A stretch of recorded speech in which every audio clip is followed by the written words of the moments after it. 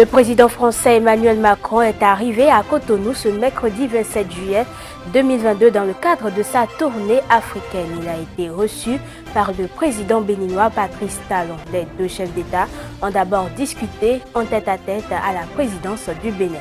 Le point est à suivre dans cette édition. Dans le secteur de la musique au Bénin, plusieurs courants musicaux et plusieurs générations de musiciens ont marqué et continuent de marquer le pays tout au long de ses 62 ans d'indépendance. Le retour sur ces courants musicaux dans ce journal. Les rassemblements ont dégénéré en saccage et en pillage des locaux de la mission des Nations Unies. Au second jour des manifestations appelant au départ de la MONUSCO, 3 casques bleus ont été tués et au moins 12 manifestants.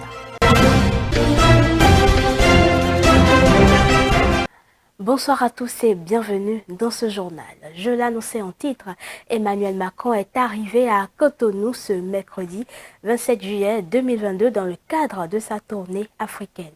L'avion présidentiel français s'est posé sur le sol béninois aux environs de 0h03 ce mercredi matin et c'est une délégation ministérielle conduite par le ministre des Affaires étrangères qui a accueilli Emmanuel Macron à l'aéroport. Le président français a passé la nuit au Novotel avant de dérouler en journée son agenda prévu dans le cadre de cette visite. On fait le point de cette visite d'Emmanuel Macron au Bénin avec Kenneth Eganwi. C'est aux environs de 10h30 que le chef d'État français a franchi le portail du palais de la Marina où l'attendait Patrice Talon. Honneur militaire, puis échange d'accolades sont arrivés avant que les deux présidents n'entrent en tête-à-tête. Des échanges à huis clos entre Emmanuel Macron et Patrice Talon qui vont durer plus d'une heure d'horloge. Les deux chefs d'État tiendront par la suite une réunion de travail élargie à certains de leurs collaborateurs, moment durant lequel plusieurs partenariats ont été signés par le Bénin et la France. 13h00, les deux chefs d'État entament une visite de l'exposition diptyque Art du Bénin d'hier et d'aujourd'hui, toujours au sein de la présidence. Emmanuel Macron a revu les 26 œuvres restituées par la France au Bénin en novembre dernier. Il a également vu les œuvres contemporaines réalisées par des artistes béninois. Et la statue, on t'a parlé tout à l'heure, et voilà, on a symbolisé l'Amazone. Cette dame que tu as vue. C'est une des Amazones voilà, de ouais. C'est bon? Oui. Ben, la petite chanson des Amazones, puisqu'on en parle là. Celle qui est là-haut. Ouais, qui est là-haut, en fond, qu'on a traduit en français. Fond Kinikini ainsi. Oh oui, Kinikini ainsi. La traduction, ce sont les lions. Allez. Ouais, les Amazones sont comme des lions quand elles défendent leurs petits. Et la lionne défendant son petit est plus féroce que le lion. Donc, et pour les Amazones, le roi est un peu leur bébé qu'ils défendent comme les lions défendent les lionceaux. Kinikini. Oui. Les hommes sont plus terribles que les lions. Enfin, les lions sont plus terribles que les lions. Et Wadan.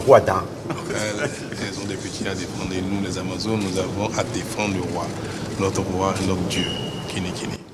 Dernière activité à la Marina, dans le cadre de cette visite de travail, c'est la conférence de presse des deux présidents. Patrice Talon et Emmanuel Macron ont abordé, entre autres, les sujets tels que la lutte contre le terrorisme, l'armement et la restitution des œuvres royales béninoises toujours détenues dans les musées français. Ce que nous souhaitons faire maintenant, c'est de pouvoir rendre plus simple le cadre de ces restitutions. Sur la base de cette doctrine, un travail a été demandé à M. Martinez, l'ancien président du Louvre. Il a été rendu et il explicite une série de critères. Et donc nous sommes techniquement, si je puis dire, scientifiquement prêts.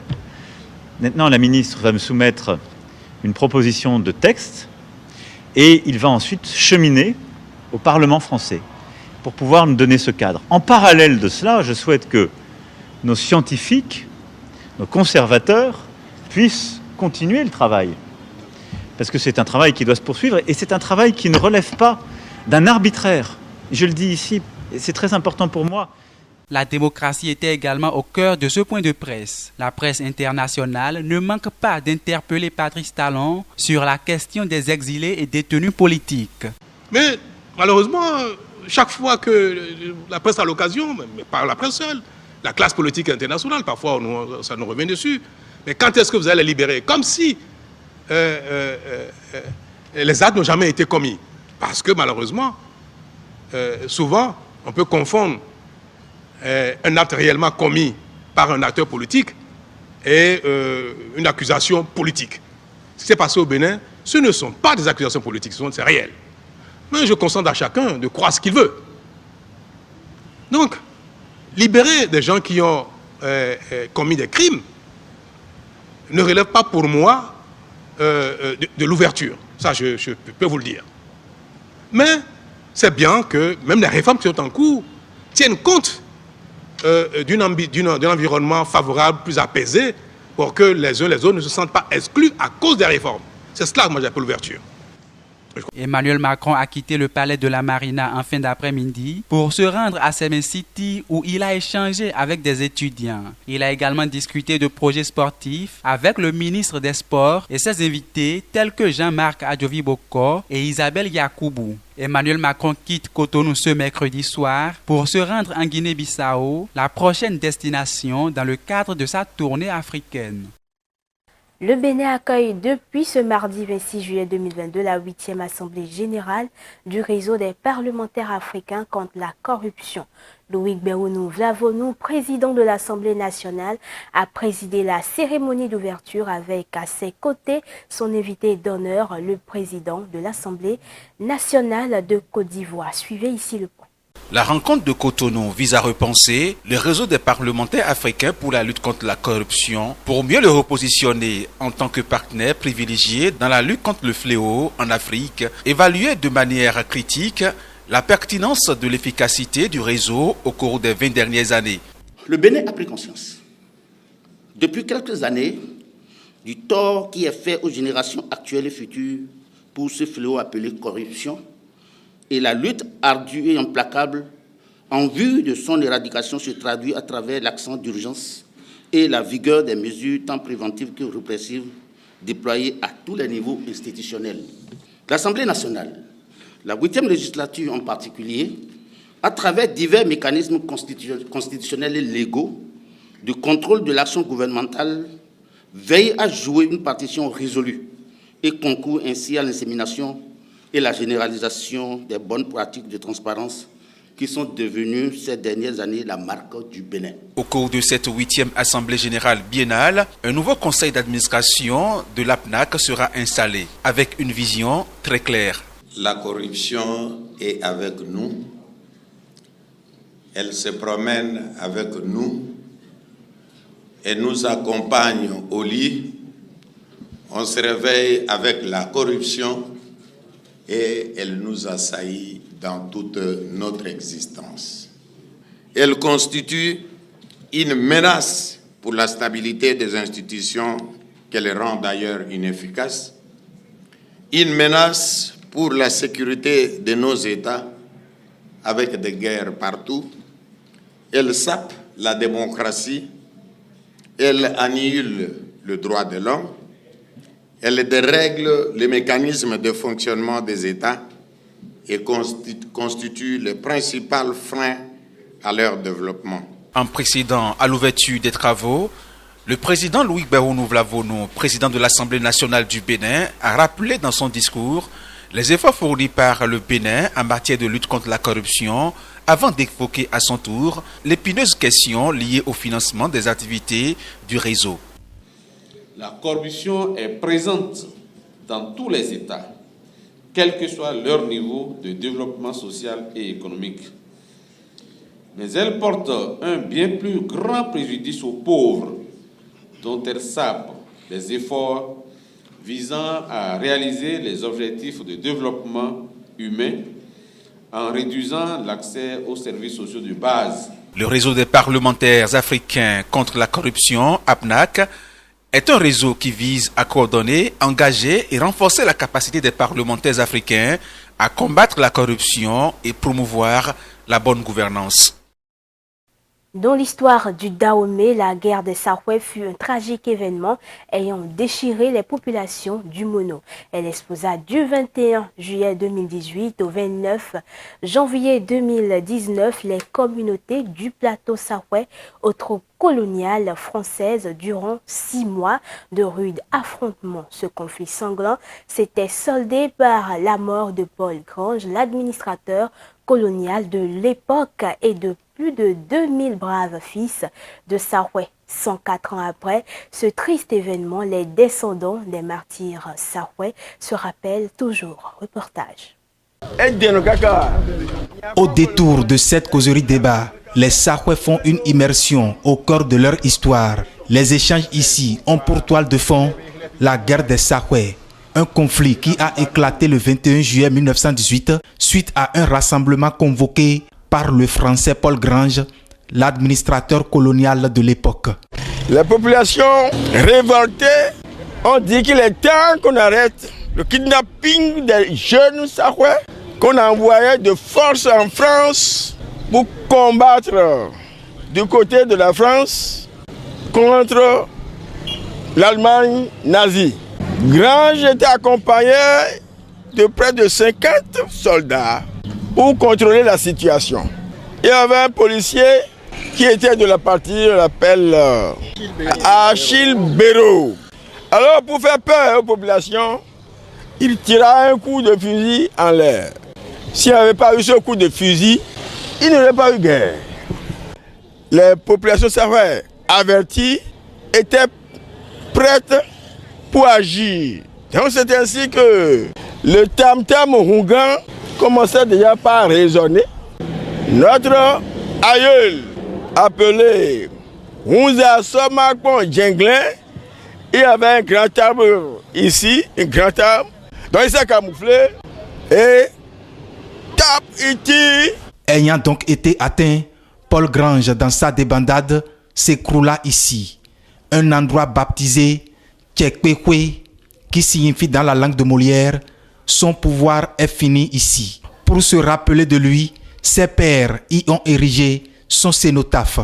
Nous sommes venus ce jour pour saluer malheureusement notre frère Grange, parce qu'il est parmi nous aujourd'hui, il est devenu frère.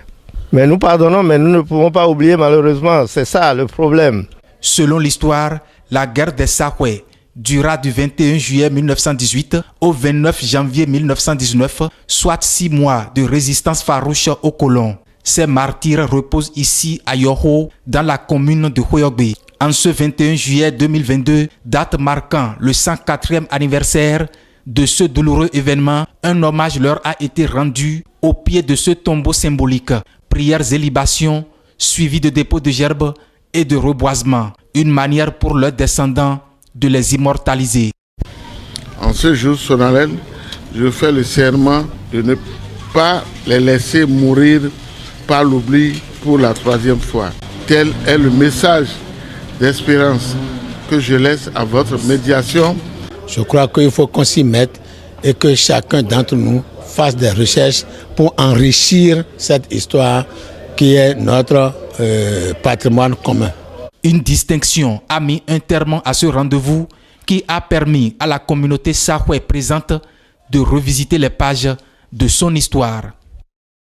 En 62 ans d'indépendance dans le secteur de la musique, plusieurs courants musicaux et plusieurs générations de musiciens ont marqué et continuent de marquer le Bénin, mais aucun n'a réussi à imposer la musique béninoise au concert des nations. Retour sur ces courants musicaux avec Hospice Yévimi Routon.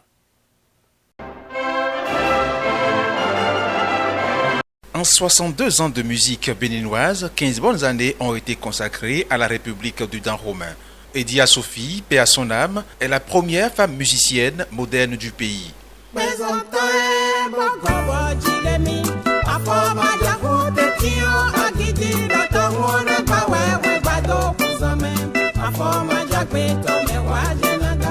Et pour assurer la transition entre l'indépendance et la révolution, il y avait un groupe d'artistes musiciens, le Polyrythmo. Depuis 1963,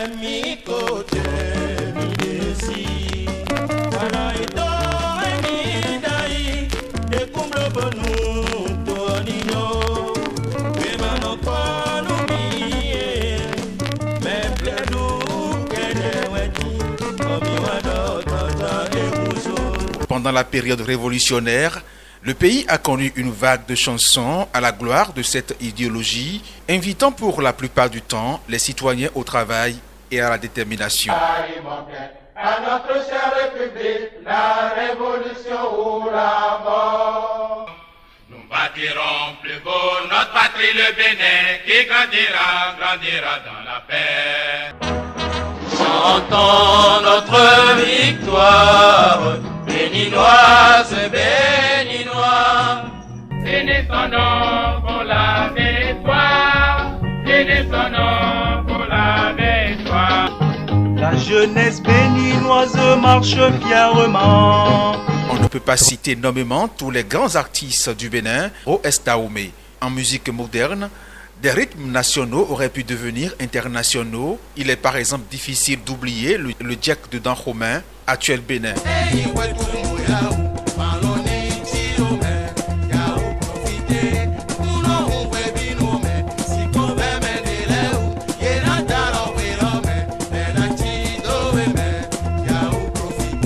Autre rythme, le Bossa Nova avec J.J. Viquet et le Agbadja moderne avec Jonas Petro.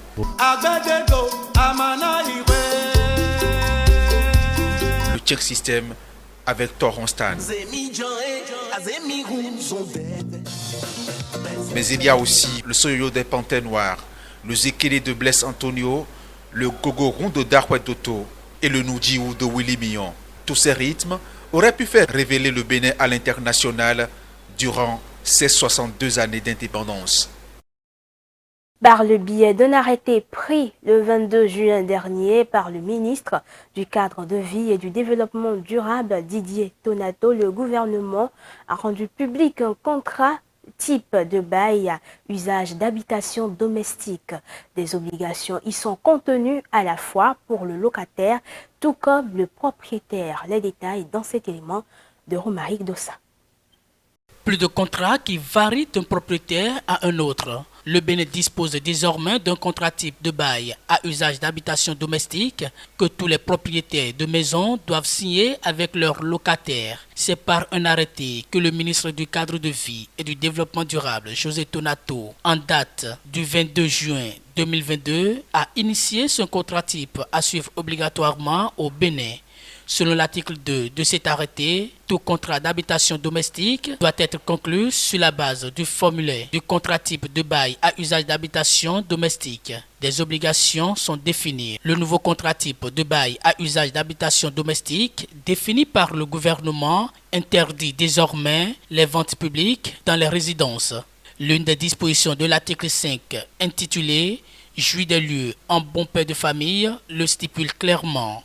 Je cite, « Veillez à ce que la tranquillité des lieux loués ne soit pas troublée en aucune façon par lui-même, sa famille, ses visiteurs, son personnel. Ne pouvoir faire dans les lieux loués aucune vente publique, même par autorité de justice. » S'agissant du droit de préemption du locataire en cas de vente, l'article 24 de ce contrat précise que le bailleur qui veut vendre l'immeuble ou le local loué est tenu d'adresser au locataire par tout moyen une offre de vente face à laquelle le locataire peut faire de plein droit une contre-proposition. Dans ce cas, le locataire dispose d'un délai de 7 jours calendaires pour agir. Son silence à l'expiration du délai vaut refus de l'offre.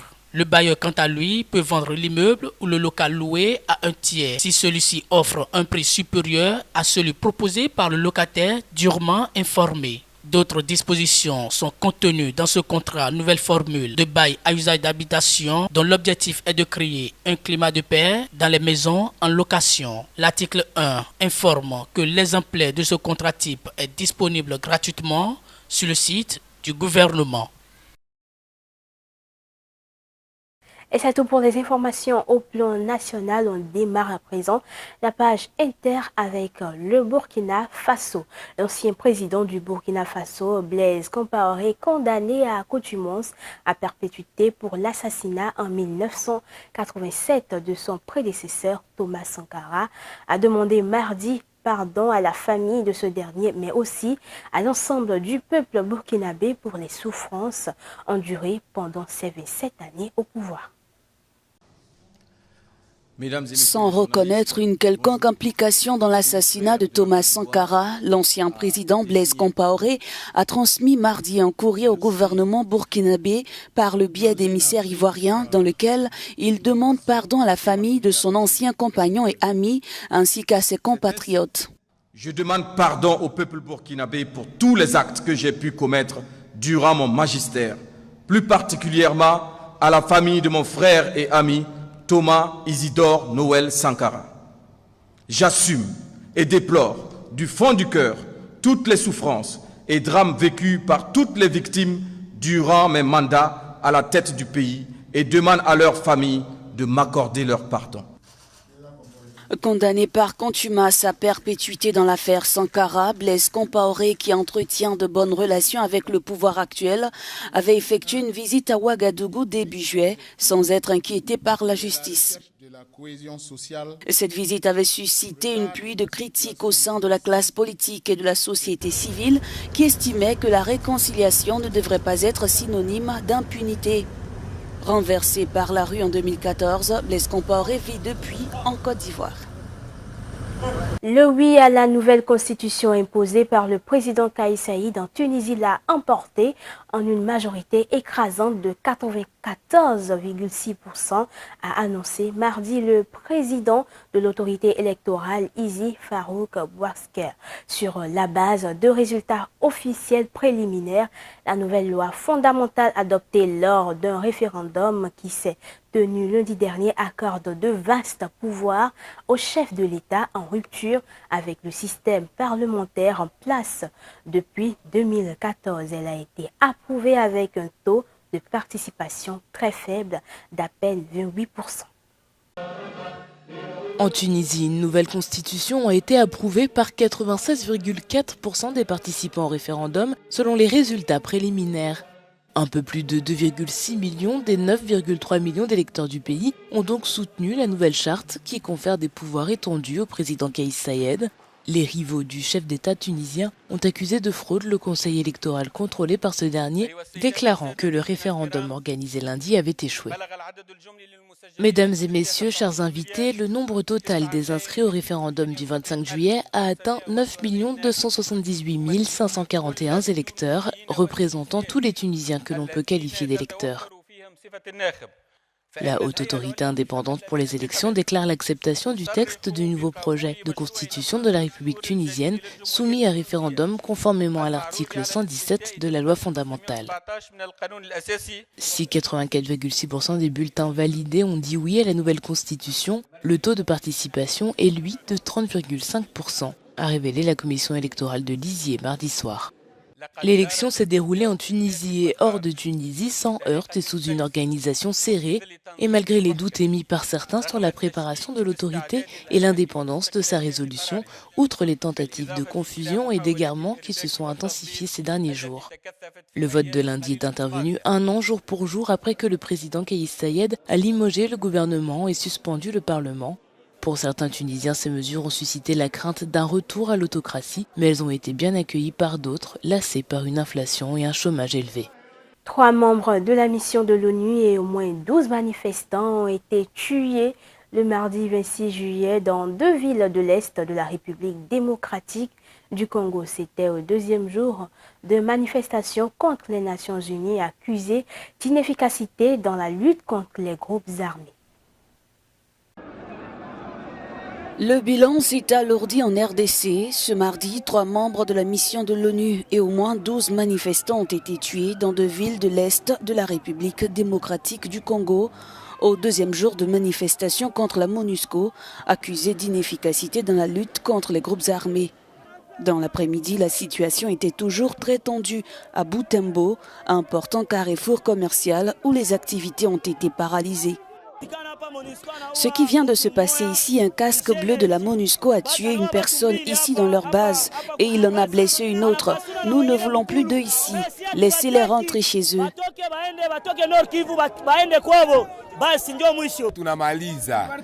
Plus de 20 ans que la MONUSCO est au Congo. Il n'y a pas de paix au Nord Kivu, pas de paix à l'Est. Comment expliquer que le M23 puisse avoir des armes plus puissantes que la MONUSCO ?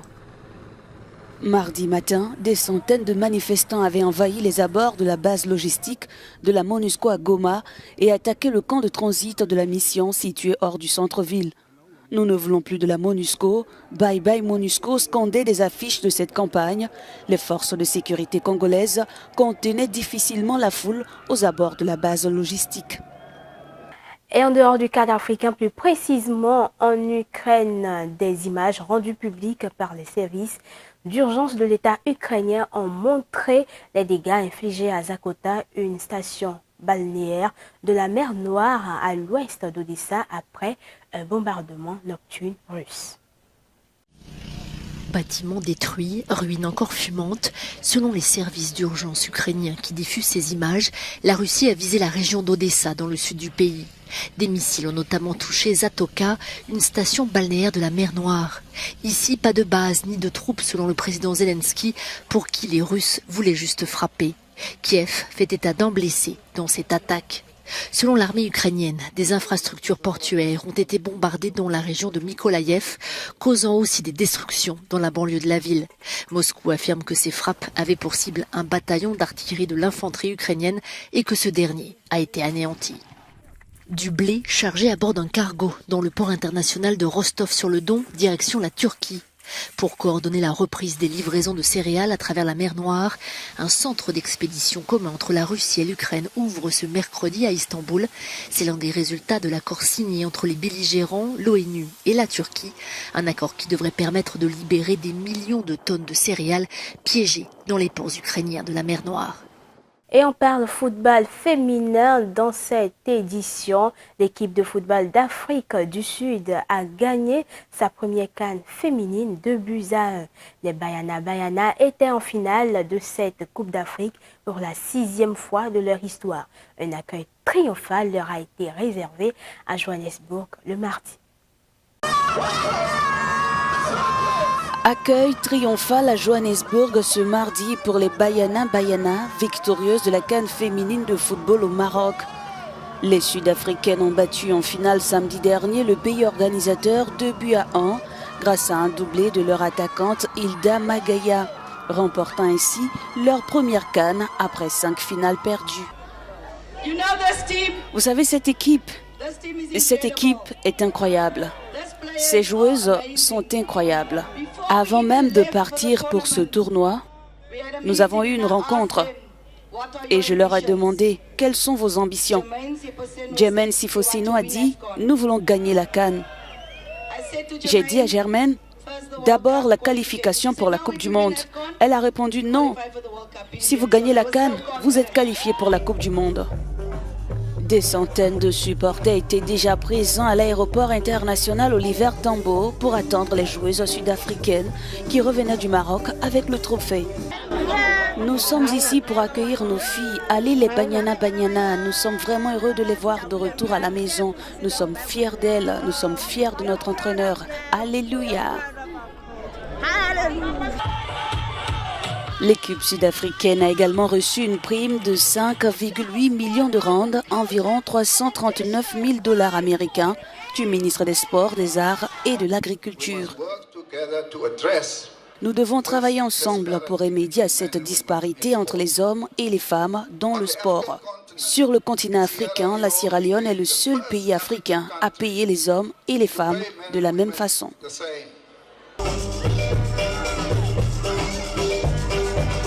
Avec cette victoire, l'Afrique du Sud participera à la Coupe du Monde féminine dans 1 an en Australie et en Nouvelle-Zélande. Fin de ce journal, merci à vous de l'avoir suivi et retrouvez-nous également sur tous nos canaux digitaux YouTube et Facebook. Portez-vous bien.